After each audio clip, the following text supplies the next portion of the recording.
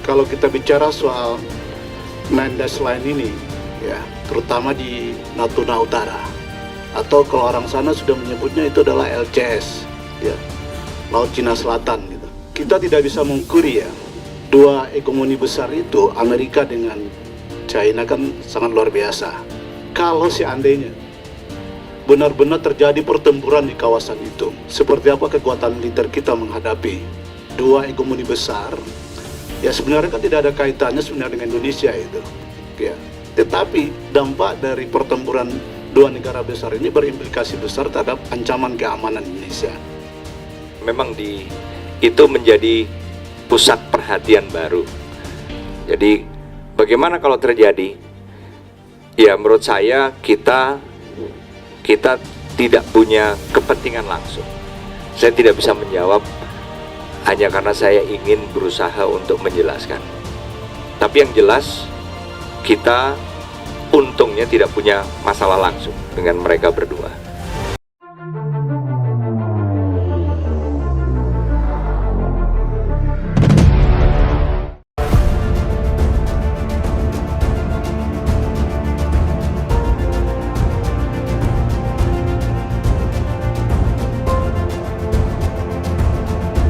Menjaga kedaulatan negara merupakan salah satu tugas pokok TNI. Dalam rapat kerja bersama Dewan Perwakilan Daerah Republik Indonesia, Panglima TNI memberikan pemaparan tentang gambaran umum kekuatan personil untuk pengamanan perbatasan wilayah negara. Pada kesempatan ini kami meminta penjelasan dari Panglima terkait persoalan-persoalan baik itu wilayah darat, ya, perairan, dasar laut dan tanah yang di bawahnya serta ruang udara. Ya, jadi yang menonjol saja Pak di sini di wilayah Laut Natuna Utara ini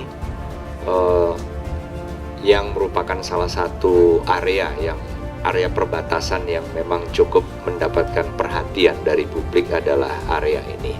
Ini adalah ZEE kita yang kemudian seringkali diklaim juga bersinggungan dengan Nine Dash Line dari Cina.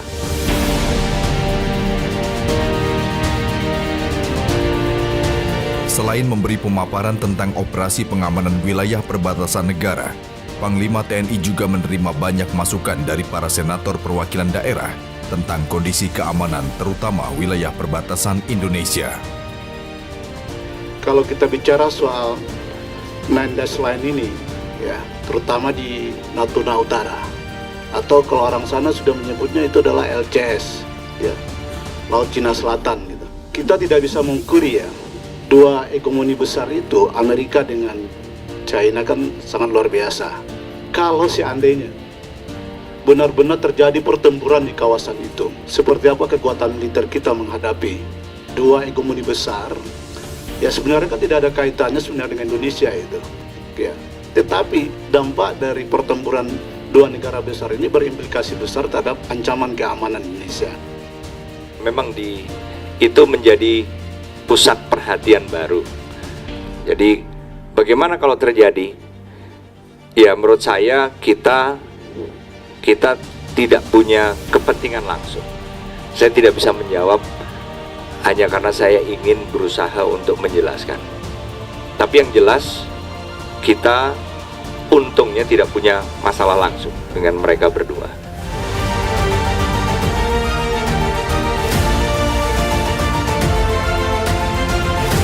Jenderal TNI Andika Perkasa juga menyoroti beberapa pandangan senator DPD RI terkait anggaran yang dirasa belum ideal bagi TNI.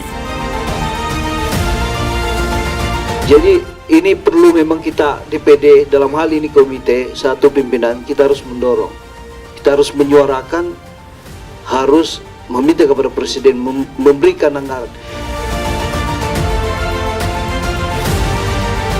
Jadi menurut saya kami yang harus kreatif dalam hal mengalokasikan anggaran ini, mana sih yang prioritas.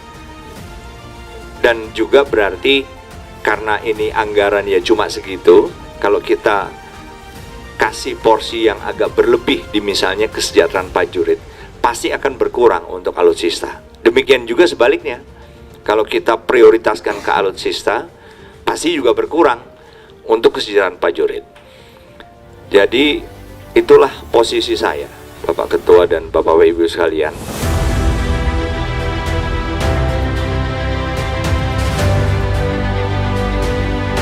Prosperity dengan security itu ibaratnya dua sisi mata uang.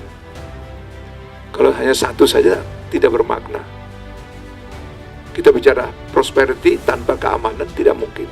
Kita bicara keamanan tanpa kesejahteraan juga tidak mungkin. Jadi dua-duanya itu merupakan dui tunggal yang harus saling bermakna.